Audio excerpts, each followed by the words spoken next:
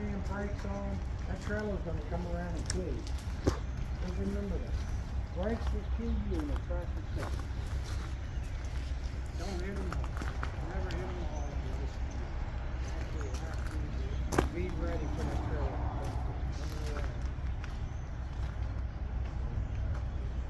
Well, you gotta remember, that trailer's twice as big as you and weighs twice as much as that trailer. Who's gonna win? I'm gonna tell you about air ride trailers, you don't really feel them. I'll take a spring trailer any day, but I can spare less. Something wrong with you.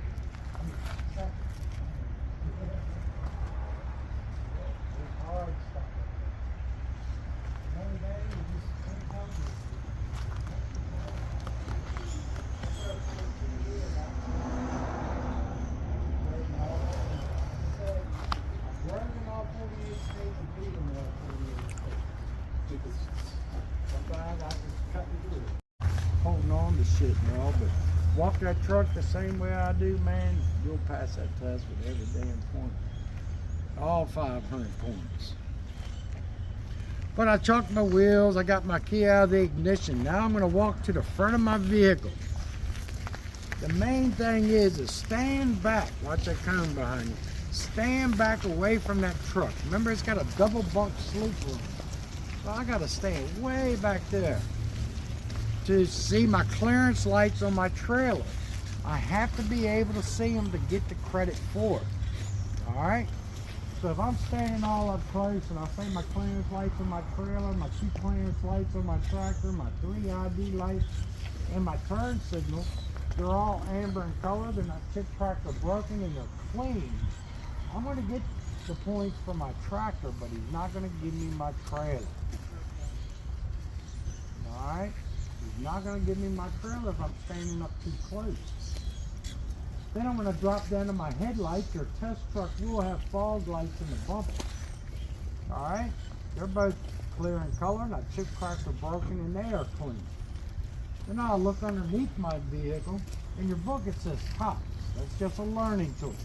On test day I have to specify coolant, oil, and power steering fluid. And tell them I see no leaks. Now, I'm not going to get credit for those leaks yet until I talk about my hoses, because they're combined on the test. Alright, but we'll get the hoses here in a minute. So I took care of everything in the front that I need to talk about. Then I'll move to the unique parts on the right side, because I got my exhaust on the right side. If you just look at the exhaust, it's self-explanatory. Right? It's not big cracked or broken. It makes your exhaust bolts, U-bolts, or clamps. There's no signs of soot. Soot would indicate an exhaust leak. Alright, so if you look at the exhaust, it is not big cracked or broken unless you went through the Collin Tunnel up there in New York. You'll get your exhaust, don't worry about it. I have to take it off.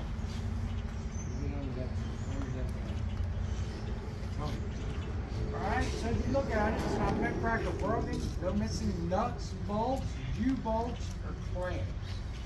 These are U-bolts holding into the bracket. These are clamps with nice shiny ones are clamps. There's no signs of soot, because you definitely don't want soot when you're in a slippery unit. Because if you got that truck running for air conditioning or heat, that shit's coming right up in your sleeve. You know what?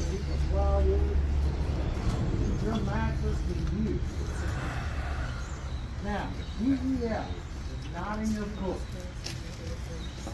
but your test truck has DEF on it. Excuse me. There's 3 places on this truck that I can get credit for DEF. As long as I mention it, I will get the credit for it. And DEF is part of my exhaust. So if I don't talk about DEF, I'm not going to get credit for the exhaust. Remember, the main thing is to get as many points as possible, because if I get zeros by missing parts, what's going to happen, it's hard to recover from a 0, because everything else has a point value. Remember that. Alright, so this is one place I can get DEF. The second place to get the credit is the DEF fluid tank.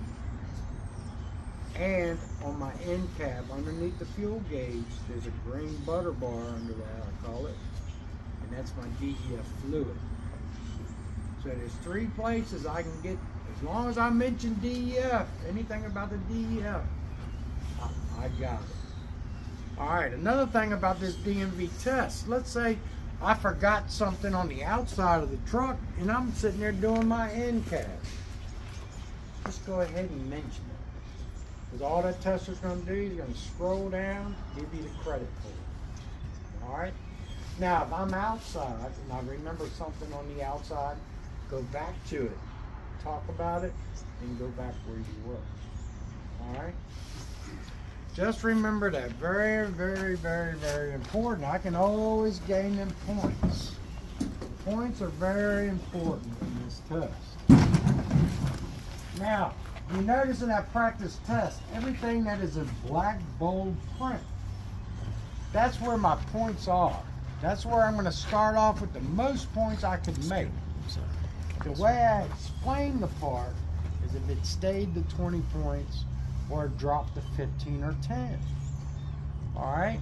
So I don't have to have all the proper lingo and all that stuff. As long as I get the part. If I miss the part, 0. I get a whole 0. Zeros are hard to recover from because everything has a point value. Now, believe me, if DMV would tell me the point value for every part, then I would only teach you what you need to know. But they don't tell me. So I have to do it all. So the main thing is always take a look. Take a couple seconds and look and see what you're working with. Alright? So I notice that my alternator's here. Right down here. Do not point at this and call it your alternator, because he's going to automatically give you a 0 for that alternator. The main thing about a tester, he's going to go on the first thing that comes out of your mouth. So if I went like this, said my alternator, oh no, here's my alternator. It's too late. It's already too late. It's already too late. He done already. He already tagged it. Oh, he already tagged it. Hey, you gotta remember, truck driver, you got your way. You're a professional, man. That's it. And you gotta remember, it's a typical government test. Yeah. All right. So there's 3 things I need to talk about that alternator.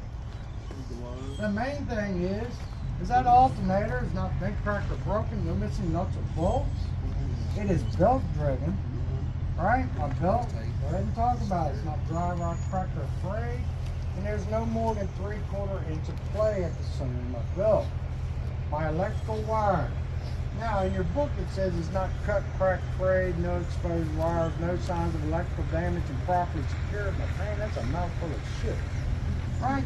So really all I have to tell that tester is no signs of electrical damage, properly secured. Alright? Good. I know I have hoses here. Alright? I'm going to do a group of hoses when it's on the car.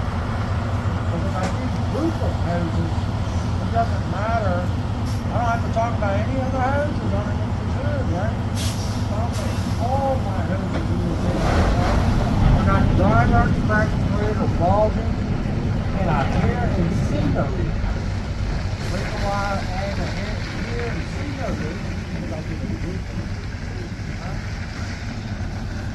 Looking around, I notice I have a windshield washer reservoir here. It's not in my book. When I get in cab, I have to demonstrate that my windshield washers work. So, you might not look at it. Talk about it while you're looking at it. It's not bent cracked or broken. No missing electric bolts. It's filled to the proper level. And I see no leaks and my cap is intact. Adidas. So, I'm looking around. I don't see my bottom radiator hose over here. So that's telling me that my water pump is on the other side of this vehicle. Just remember that bottom radiator hose will always take you to the water pump. So we don't talk about the turbo not having no oil leaks in there? Huh? So we don't have to mention the turbo not having no oil leaks in there? Turbo? Nah, I ain't worried about no damn turbo. That was the water pump. Water pump's right there.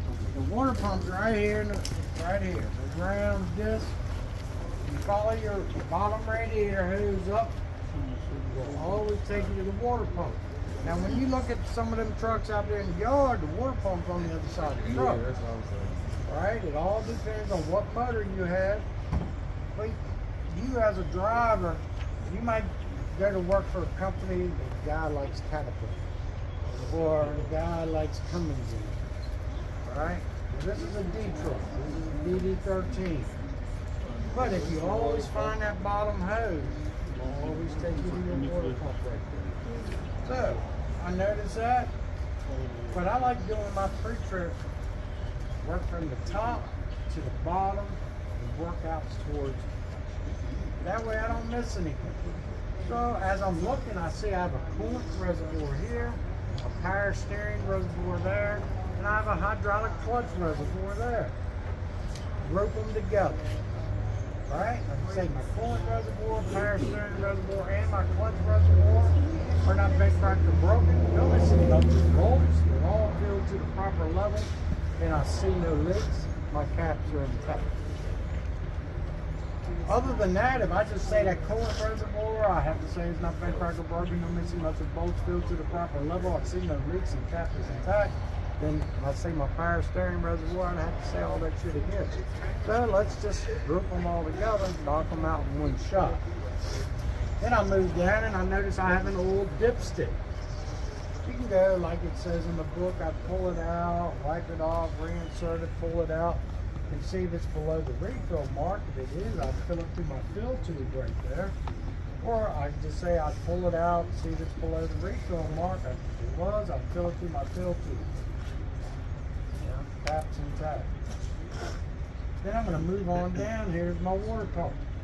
Alright, my water pump is not bent, cracked, or broken. No missing electric bolts. It is belt driven. And just say it's driven by the same belt as my alternator. That way it keeps me from going through the dry rod crack or trade no more than 3/4 inch play. Alright, this is the water pump right there. Then I'm going to move along, and if you really look right here, I see a hose coming out of this reservoir running down to my power steering pump. Right, you see that big old fat black hose right there?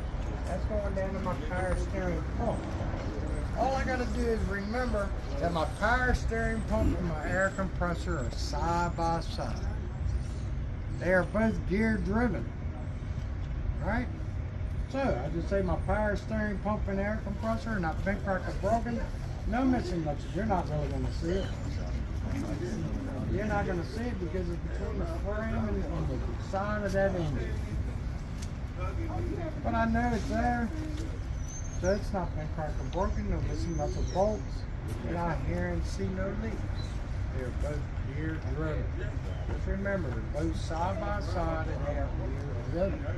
Now you look at some of these older engines and they're in the front. The reason why the manufacturers moved them is because truck drivers are fixing their own shit. So they got to put it somewhere where you got to have a damn pit. Because what it was is truck dealers and manufacturers weren't having no comeback. Truck drivers just carry their tools inside the truck when the shit broke. Because it's cheaper to call a cab, have them come pick you up, go to the parts store, get what you need, come back put the bitch on yourself and going down the road. That's the way it was back when I started. But nowadays they're just like cars, you know, gotta make it complicated. Gotta put these damn computers in here and mess you all up. So I took care of my power steering pump and my air compressor. Now I'm just gonna move on out to my steering components.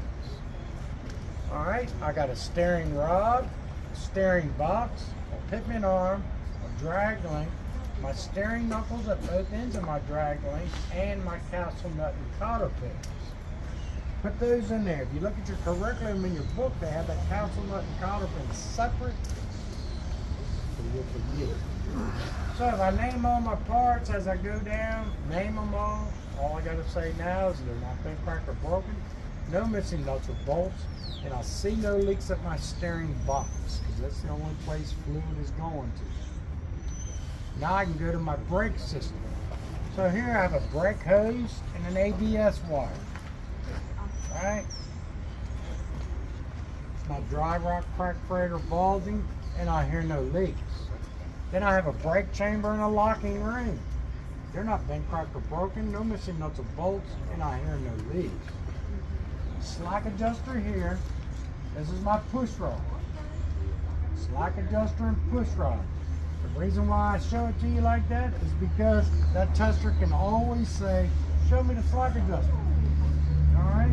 But remember in the instructions that tester gave you, he said he wants you to point to or touch the items that you are inspecting to get credit for that item. So, if I point at everything is my best, because pointing makes my circle this big, so I can be a little bit off kilter. So I just point right there, my slack adjusters and push rods, they both sit at a 90-degree angle. They're not bent, cracked, or broken. Add these cotter pins in here. Cotter pins are intact, and if I could pull on it more than 1 inch, would mean my brake would be out of adjustment. Then, I took care of that. I'm going to come on out to my brake linings, or brake shoes. They're not dangerously thin, and I see no oil or grease. Then I'll go to my brake drum in here. It's not bent, cracked, or broken. No welds other than factory, and I see no oil or grease. Then I'll come to my rim. My rim is not bent, cracked, or broken. No welds other than factory. Lug nuts and studs, none of them are missing, and no signs of running rust, which would indicate a loose lug nut. My valve stem down here is not bent, cracked, or broken. My cap is intact, and I would check my tire pressure. I got enough room. What's that? You said the cap, like you have a cap on the air filter? Yeah. See, I showed the student that those caps that we put on these trucks, that you can just hook your air valve to it, pump the tire up without taking the cap off. Well, he thought that was a cool idea, so he came and stole my damn cap and put them on his car. Well, I never heard that one. Yeah. So, now I'll come back to this tire. Remember, I need to tell that tester CID. Well, I already took care of the inflation part because I told him I'd check my tire pressure with the tire pressure gauge. So now all I got to tell him is there's no uneven tread wear and no less than 4/30 seconds of tread depth. You know what 4/30 seconds look like? Quarter angle? Right here, 30 seconds. Add that for a second. 30 seconds, 30 seconds, 4:30 seconds, right? So I'm gonna push that down to the 4. See that little bit of shit right there? A bologna skin. Now them back tires are 2:30 seconds. So let me pull this to 2. Right? There's 2:30 seconds. Smooth as a baby's butt. Like a little boat. Ain't nothing. Ain't no tread on that damn tire. But these are way. There's probably 200,000 miles left on these tires. 200. Yeah, as long as you don't hit the damn curb. You gotta remember this tire here, if I blow this tire out here, I gotta pay for 2 tires. That's right. Used to have to say these tires cannot be mismatched, repaired, or re-grooved. No recaps on the front. Never. Well, you never want recaps on your tractor either. It's properly aligned, it's not bent, cracked, or broken, and I'm not missing more than a quarter of a leaf. But in these new trucks, if I was missing a quarter of a leaf, I ain't going nowhere anyway. That damn tire is going to be up there somewhere, or it's going to be back here, or flipped out, or flipped in. But back when I started driving, we didn't have air racks. We had leaf springs, so we had hacks of springs underneath our trucks. You know, some of them might be 10, some might be 6, all depending on what you're doing. So air ride made it nice. You know, of course it revolved. You know, I revolved into that shit when it came along. I never had to do this when I got my CDL. You know how much my CDL? You know how much my CDL cost me? $1. $1. I already had a Class A chauffeur, so all I had to do was go in, say, yeah, I drove for all these years. I'll get my CDL license. So, hooked to that leaf spring down there, I have a shock absorber. Right? If I follow that leaf spring back there, it will tell me everything I need to talk about. So my shock absorbers, not bent, cracked, or broken. No missing nuts or bolts, and I see no leaks. Because shocks are oil filled, you know. If I blew a seal in it, the bottom half of that shock will be all oily. And if you ever get one blown, tell that damn mechanic, if you're going to get a lazy ass, you're going to replace that one. They come in pairs, buddy. That's what I tell them. They come in pairs. Put both of them on.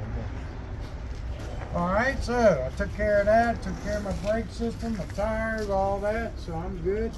So then I'll go to my mirror brackets on my hood and my door. They're not bent, cracked, or broken. No missing nuts or bolts.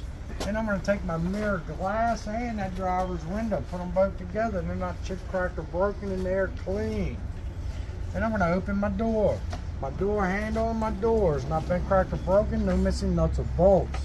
My hinge and hinge pins are intact, and my door opens and closes properly. My door seal. Really, all I have to tell them is it's intact, but I can say it's not dry, rot, cracked, or missing like it is in this book. It doesn't matter.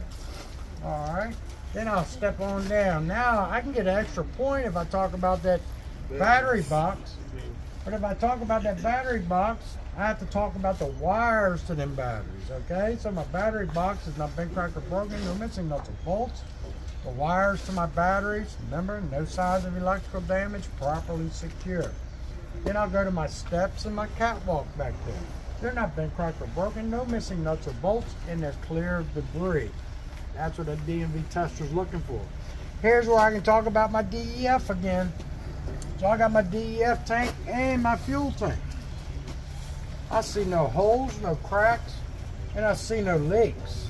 My straps are not bent, cracked, or broken. No missing nuts or bolts, and there's no signs of shining metal, which would indicate a loose or shifted tank.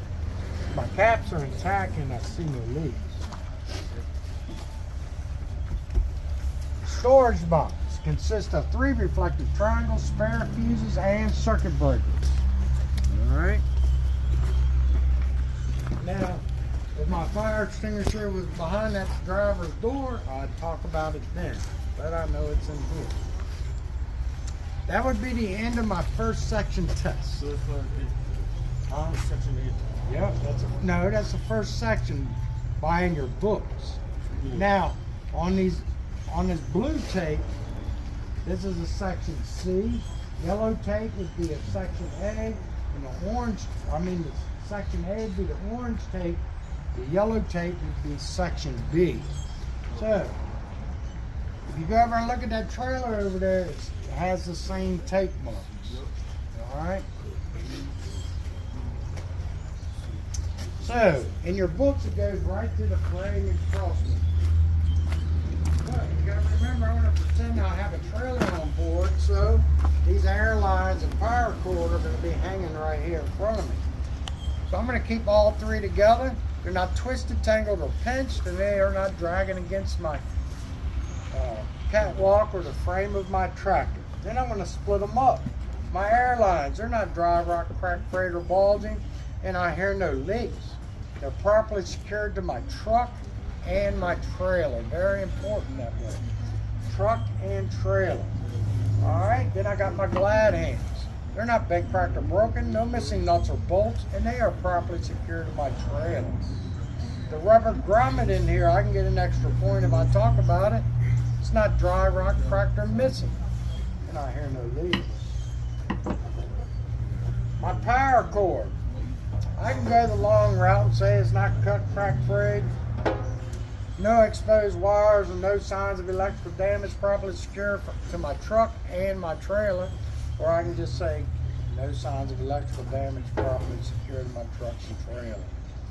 Electrical sockets on my truck and trailer are not bent, cracked, or broken. No missing nuts or bolts and no signs of electrical damage. Now I'll go to my frame and cross members. They're not bent, cracked, or broken. There are no holes or welds other than factory.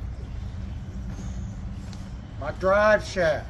I'm going to tell you, your test truck's going to have a full catwalk. So you're not going to see that drive shaft. Most of the time when students don't see it, they don't say it. So let's say my drive shaft. I can say it's not bent, cracked, or twisted, or I can just say it's properly aligned and not twisted. Add those U-joints in there. All right? Properly lubricated, no excessive wear. U-joints are at both ends of that drive shaft. The reason why I have this slack adjuster here is because in the front, you're looking at the top of the slack adjuster. But when you come to the back, you're looking at the bottom of the slack adjuster because they're upside down pointing that way. So that's why this is the slack adjuster right here. You're looking at the bottom of the slack adjuster to where up front, you're looking at the top of the slack adjuster. All right? Right here. Right there. So you're looking at the bottom of the slack adjuster. In the front, you're looking at the top. All right? So get used to looking between the splash guard. Get used to looking between the splash guard and the frame of that truck. Because remember, I got a trailer here. I'm not going to see all this. All right? Get used to looking between here. That way I can see those brake hoses going into that brake chamber. So my brake hoses, I could say my brake hoses. As long as I did the front one, I could say I'd inspected the same as I did up front. Or I can say they're not dry rot, cracked, frayed, or bulging, and I hear no leaks. Brake chamber and locking rings. If I did the front axle, I'd say I'd inspected the same as I did up front. Or they're not bent, cracked, or broken, no missing nuts or bolts, and I hear no leaks. I can't really see that slack adjuster and push rod because of the mounting plate, but I know it's there. It sits at a 90-degree angle. It's not bent, cracked, or broken. My cotter pins are intact, and if I could pull on it more than 1 inch, it would mean my brakes are out of adjustment. Now, if I talked about it up there, I could say my slack adjusters and push rods, I'd inspect them the same as I did up front. All right. Then I'm moving back to my brake linings or brake shoes, whatever I want to call them. Not dangerously thin, and I see no oil or grease. Me as a truck driver, that's what I'm looking for. I'm looking for oil and grease in there. I'm not pulling on my damn slack adjusters and none of that shit. That's a mechanic's job. And most of the trucks nowadays are self-adjusting brakes. So I'll go to my brake drum. If I already talked about a brake drum up there, I'd tell them I'd inspect it the same as I did. Other than that, it's not bent, cracked, or broken. No welds other than factory. And I see no oil or grease. Now I'm going to work my way out to my rims. Well, I have an inner rim and an outer rim now. I got to remember properly spaced and no debris. Especially if I pulled into a construction site or something like that. When I get out to that hard surface, I'm going to check in between these wheels. Because a nice 4x4 fits in there perfectly. A big ass rock. Most of the time, it'll hit your mirror when it comes out.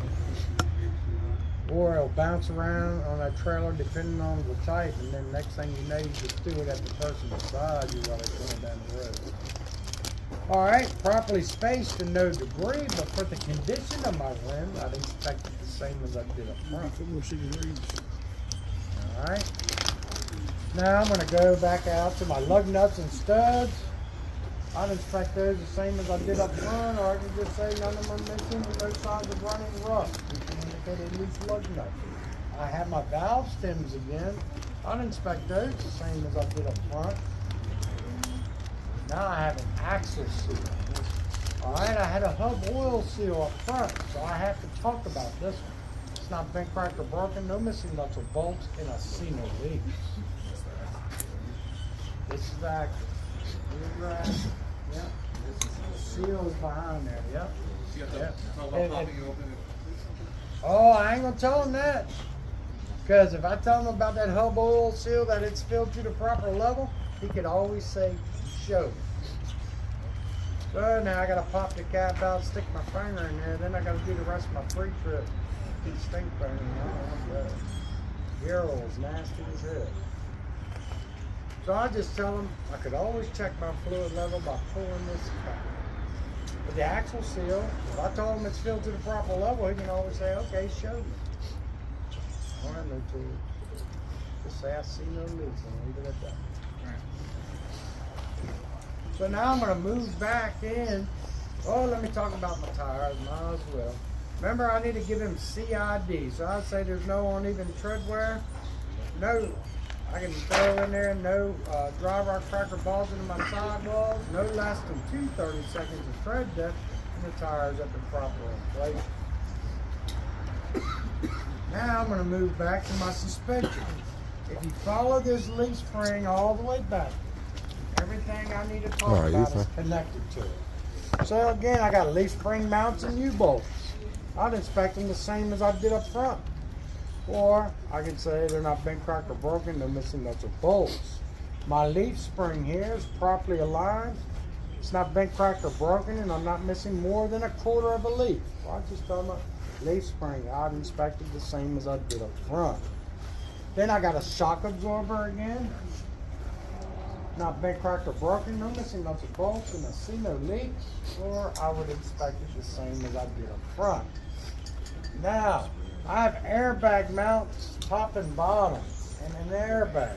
I didn't have those up front, so I have to talk about it. Alright? My airbag mounts top and bottom are not bent, cracked, or broken, no missing nuts or bolts. My airbag is made of rubber, so I have to say it's not dry, rot, cracked, frayed, or bulging, and I hear no leaks.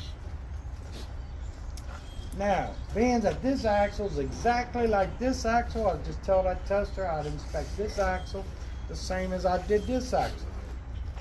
Now, if I'm not for sure I got everything on this axle, go ahead and name this axle. Name all the parts on it, because if I name whatever I missed here, I'm going to get credit for it. Alright, now coupling. Everybody, all 3 sections of a test, everybody does coupling. Coupling is this 5th wheel. Alright?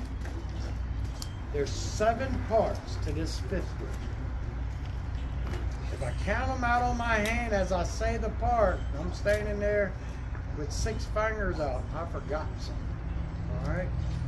So, in your book it says my apron is not bent, cracked, or broken. There's no space or gap between my apron and my skid plate. The apron's underneath that trailer. It's going to be sitting right here on top of the skid plate, and that's the first thing you want to do whenever you hook up to a trailer, is just jump out and look and see if you have space between them. I can see data. The apron's on the trailer. It's on the trailer. Yep, that's the flat piece right underneath that trailer. Right. Yep. The flat piece got the kingpin right in the middle of it. Alright, so there's no space between my apron and my skid plate. Then I have a pivot pin here in the middle that holds it to the platform. So my pivot pin is intact, secured by a nut and bolt. My platform here is not bent, cracked, or broken. All mounting hardware is in place. My 5th wheel sliding locking pins are in the lock position. They're locked in the position so I have proper clearance between my truck and my trailer. where the locking pins are? Well, on this fifth wheel, you're not going to see them, but I know at every one of these teeth is where locking pins will lock. All right? Different manufacturers, some of them you're going to see the locking pins, some of them you're not. They can't copy each other's pattern. All right? They all do the same job, they all make the same sound when you connect to them, but they can't copy each other's design, so they're all a little different. But believe me, if they're not locked, when you hit them brakes, that damn trailer's gonna slide up and boom. And then when you go to take off, you're gonna feel the pull. You know, you're gonna look over and see that switch and say, oh shit. But most of the time when that switch is on latch, you got a buzzer going inside the cab. The switch for what? Huh? The switch for the locking pins? Yeah, because they're air assist. Right? You see that little air line right there? It's got an air cylinder on there that will pull the pins. Pull the pins back and then push them out. Oh, okay. It's up here, and there's a cylinder with the spring. You don't know nothing about a truck? Fingers grab onto the fifth wheel. Okay. Grab onto the track. Good to see things. Yeah. Alright, Good. so I do this axle the same as this axle. I did that fifth wheel, except there are still one more thing I need to talk about on that fifth wheel. And the only time I'm going to get credit for it is I need to be underneath that trailer in the taillight section of this tractor. Because that's the only time I'm going to see that locking jaw in that fifth wheel, is from behind it. Because if you can stand right there and see that your locking jaw is locked around the shank of the kingpin, believe me, our government has a job for you. You'd save a lot of lives, believe me. So, I'm down here underneath my trailer. I'm looking for it, looking for that locking jaw. See, right now that's like a trigger on a pistol. So when that kingpin slides up in there, it hits that trigger, then that release arm goes in and the locking jaw comes off. It locks around the kingpin. Now, if I seen space between my apron and my skid plate, what that's telling me is, if you look at that kingpin over there, that's telling me I'm locked around the head of that kingpin. The head of that kingpin's bigger than the shank. So what that means, I could hook up to that trailer, do my tug test on it, and it feels like I'm locked on. But I can go 200 miles down the road and hit a weird little dip in the road, and next thing I know, my trailer's off. You're not going far though, you done ripped your airlines and everything out the tractor, so she's gonna automatically lock up on you. And I've seen it happen. So my locking jaw is locked around the shank of my kingpin and not the head, and just go ahead and throw it. My kingpin is not bent, cracked, or broken. And I'm gonna tell you, I've seen more fifth wheels get broke than kingpins. Kingpins are a hard-ass piece of steel, I'm gonna tell you. So while you're under there, talk about your tail lights and reflectors. They're red in color, not chip, cracked, or broken, and they're clean. Reverse light is clear in color, not chip, cracked, or broken, and it is also clean. Reflectors, I don't have reflectors. I have DOT tape. I have to talk about it. It runs the full width of my tractor frame, and it's not pulling or missing. Now, mud flaps and splash guards, put them both together. They're not bent, cracked, or broken. No missing nuts or bolts, but if your mud flap has DOT tape on it, talk about it. It runs the full length of my mud flap, and it's not peeling or missing. Anything with DOT tape on it, talk about it. Alright, so I'm done with my tractor, but if I was really connected to the truck, I would have been talking about my trailer as I'm moving along. Right? The only reason why I have this broke apart is so you can learn the parts and where they're at. Because when that trailer's on board, you're not going to see all that suspension under there. You're not going to see those brake hoses, brake chambers, and all that. But you're going to know they're there. All I got to do is point in that area and talk about it. Pointing is best, because if you touch it, you better be spot on what you're talking about. Aren't you all supposed to talk about the torsion bar? Torsion bar, yeah, you can talk about the torsion bar on the rear end. Torsion bar, that's that thing that looks like a dog bone. You can call it a dog bone or a torsion bar. It used to be called the rear end stabilizer and test back. But now it's a torsion bar. It's not been cracked or broken. No missing nuts or bolts.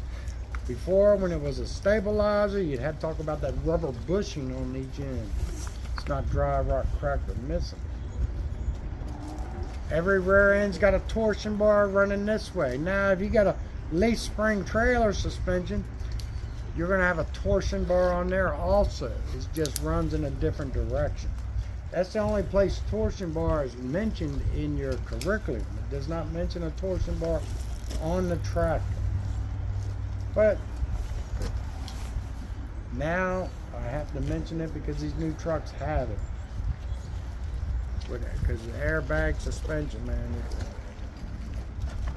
You get to them old spring suspension shit, you ain't got none of that. You ain't got nothing but a hard ass ride. That's why if you look at most of the old guys that drove trucks for 40 years or so, you see they all walk crooked and swell and shit like that. And our seats were like riding on the damn milk carton. Alright, I would already talked about my trailer face and header board. Right? There's no holes, no cracks, no bulging, no missing rivets. I've already talked about the glad hands and my electrical sockets and all.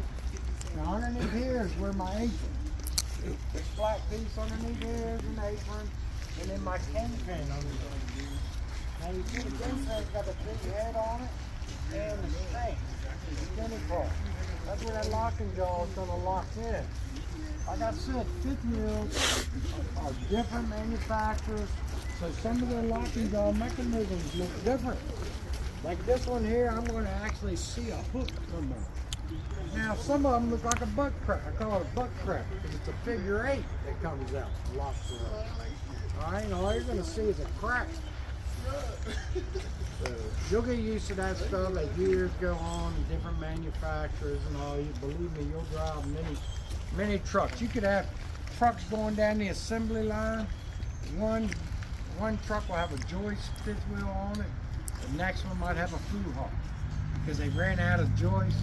The next one in the basket is a through hawk fifth wheel. So, and they're all, you know, one right by one serial number difference.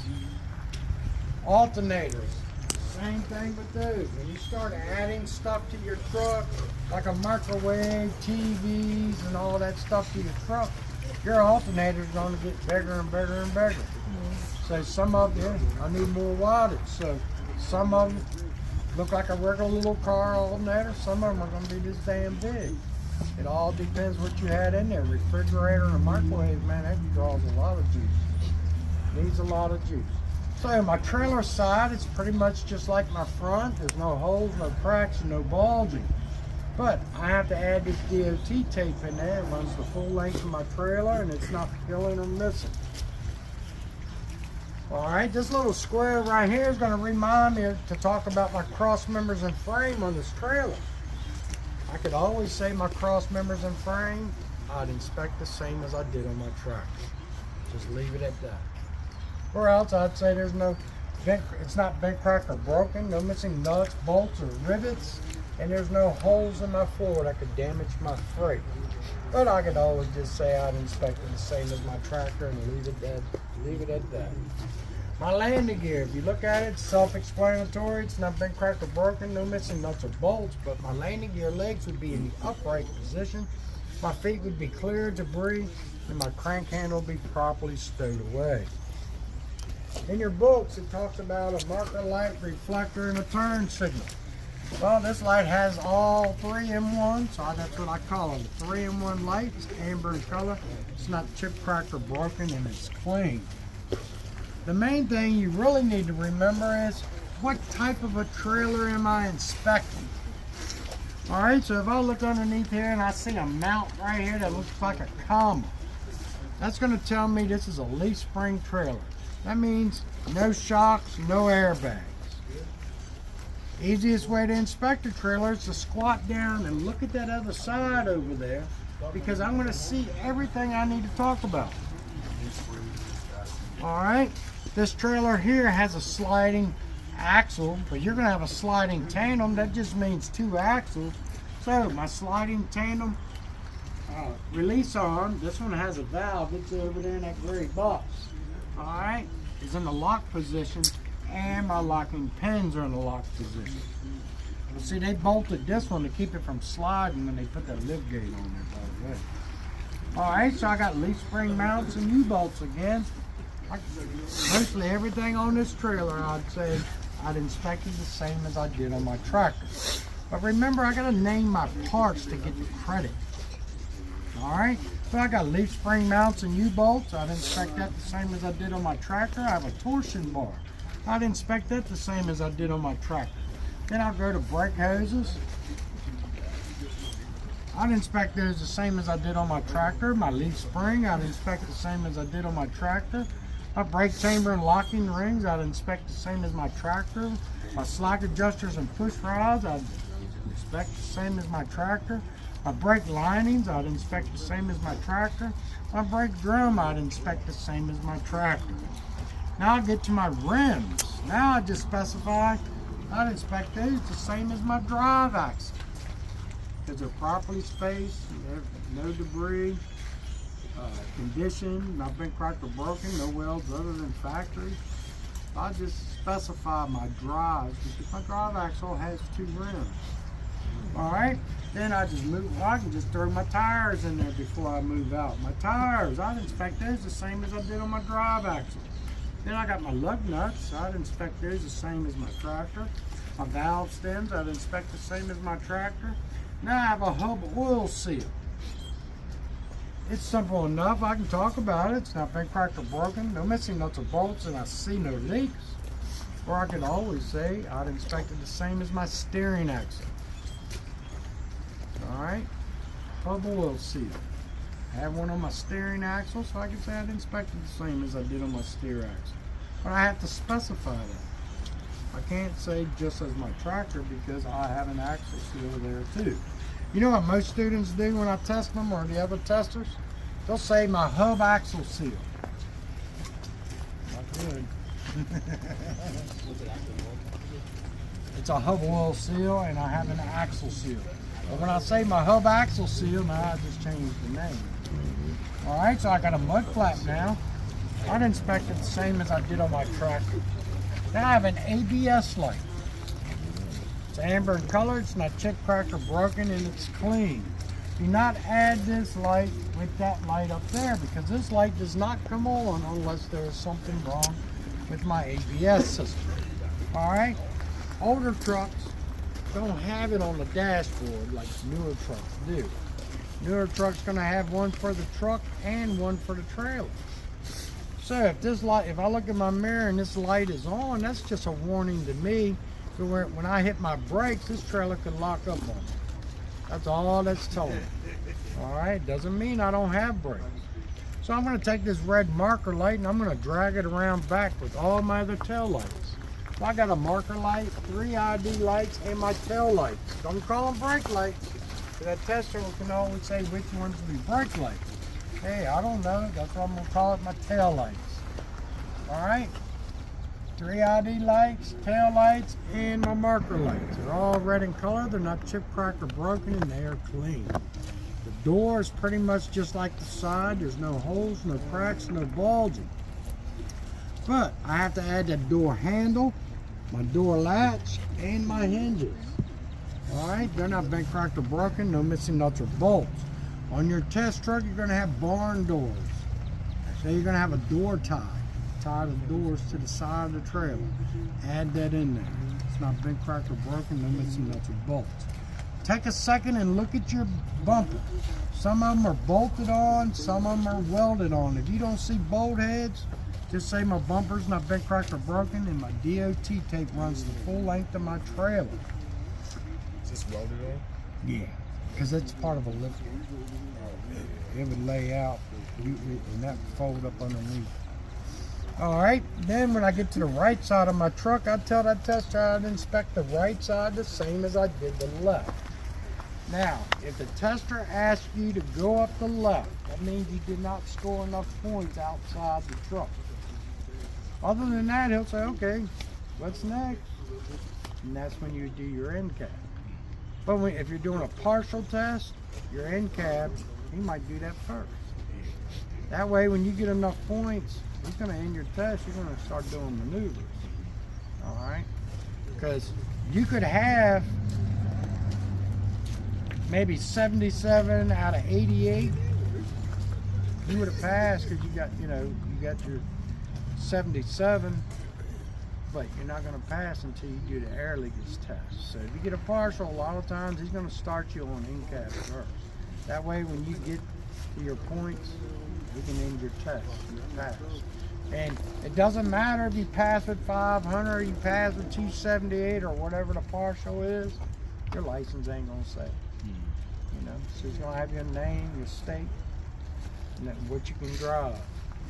So don't worry about it. Don't try to ace it. Don't walk around with a monkey on your back. It's not that